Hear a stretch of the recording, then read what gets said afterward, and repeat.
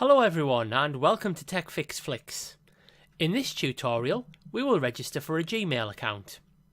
Open your web browser, in this instance we are using Microsoft Edge, by clicking on its icon and navigate to the web page shown on screen and included in the written description accompanying this video. Click on the large button labelled Create an Account. Note the account created during this process does not only provide access to Gmail, but also to all of the services under Google's umbrella. Enter your first and last names in the relevant boxes before selecting a username which will appear before the @Gmail in your new email address. Although this can be any name you wish, you'll find that a huge number of common names have been taken by other users, and you may therefore need to be creative in your naming strategy. Any names already taken will be unavailable to you, and you will be guided toward alternatives. You will also need to enter and confirm a password. We will cover password security in a later tutorial, but for now, we are settling for a long password which cannot be easily guessed. With our details entered, click Next to proceed. You can optionally enter your phone number for additional account security.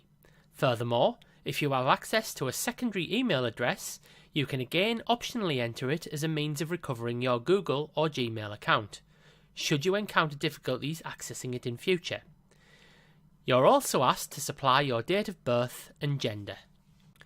The next screen sets out Google's privacy policy, which you are required to agree to in order to proceed. Whilst you may be keen to skip ahead, it's certainly worth clicking on the arrow which yields more options, as this offers greater control over the use of your personal data. Scrolling down, you can opt into or out of saving web and app activity to your Google account, control whether or not advertising is personalised based on your activity, control whether your YouTube search history is saved to your Google account, and control whether your YouTube watch history is saved to your Google account. You can determine whether your location history is recorded, and whether your voice and audio activity is retained. If you're following our tutorial series, you will note the similarity between these options and the options in our Windows 10 setup video. As with the choices made in that tutorial, you are again choosing between convenience and sacrifice of personal data, and again, the choice remains very much yours to strike an appropriate balance between the two. After you have made your choices, you are obliged to agree to Google's terms of service and to the processing of your information as described in the privacy policy. Clicking the Create Account button does exactly that. Once your account is created, you'll be immediately taken to your newly created Gmail inbox. We will cover working with email in a future tutorial. Now we'll consider an additional or alternative email service as we register for Yahoo Mail.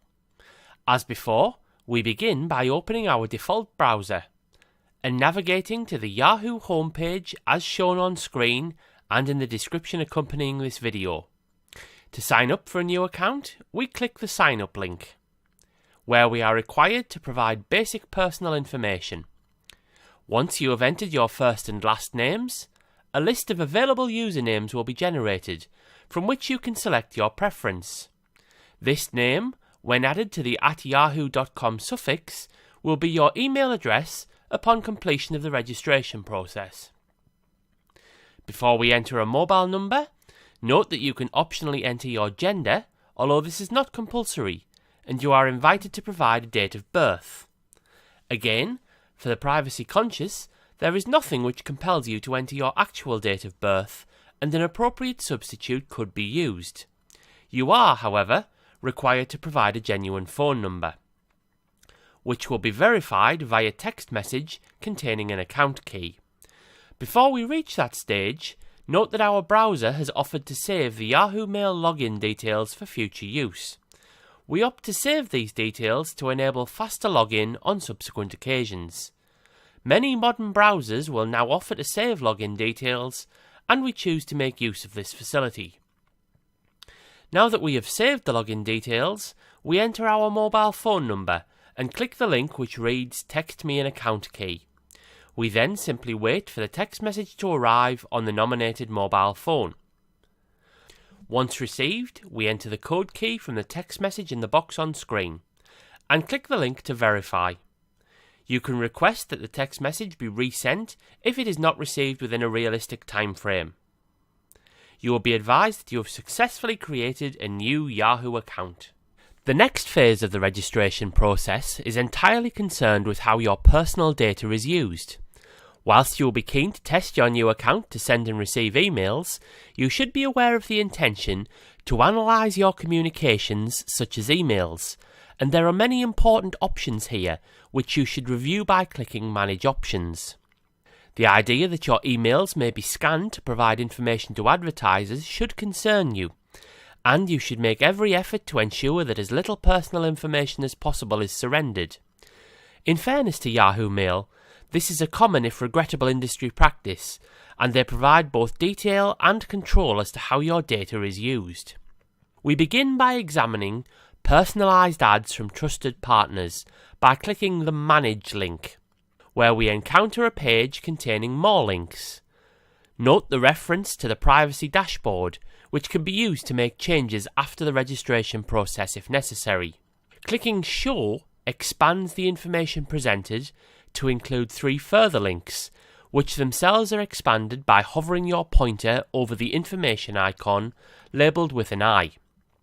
Examining each of the links in turn, we learn that the information about us will be stored and retrieved to identify and track our activities, that the information obtained will be amalgamated to form a profile, which in turn will be used to provide targeted advertising and analyse the effectiveness and your response to the advertising provided, and that data analytics will be used to further inform your profile. In short, you should be aware that the price you pay for free email services is the collection and retention of your personal data, and the creation of a profile designed to deliver targeted advertising to you. This is very much the trade which has been the nature of information services since the birth of the modern internet, and the true cost of free services. To use these services, you also accept the cost. Again, Yahoo makes this transparent from the outset. We can also customise, to an extent, which of Oath's partners can use our data. Oath is the umbrella group of which Yahoo is a member, and divides its advertisers, or partners, into 2 groups, designated as Foundation Partners and IAB Partners. From an end-user perspective, this division impacts upon customisation. As far as Foundation Partners are concerned, we only have the option to read their privacy policy, the inference being that we cannot opt out of their usage of our data. IAB Partners, by contrast, are each subject to a toggle which allows the user to turn them on or off. Here, we see them turned on, although they were disabled by default during our registration process, and again, we would advocate turning off information sharing as widely as possible to protect your privacy. Having addressed personalised advertising to the best of our ability, we now turn to the option to receive more personalisation from your inbox. This option is turned on by default. However, we strongly advise that you turn it off, as consent is sought to analyse your communications, or, to paraphrase, read your private emails, in exchange for which you receive deals when you travel. The internet is full of sites which can save you money when you travel, and you would have to be very naive to exchange your private data so cheaply.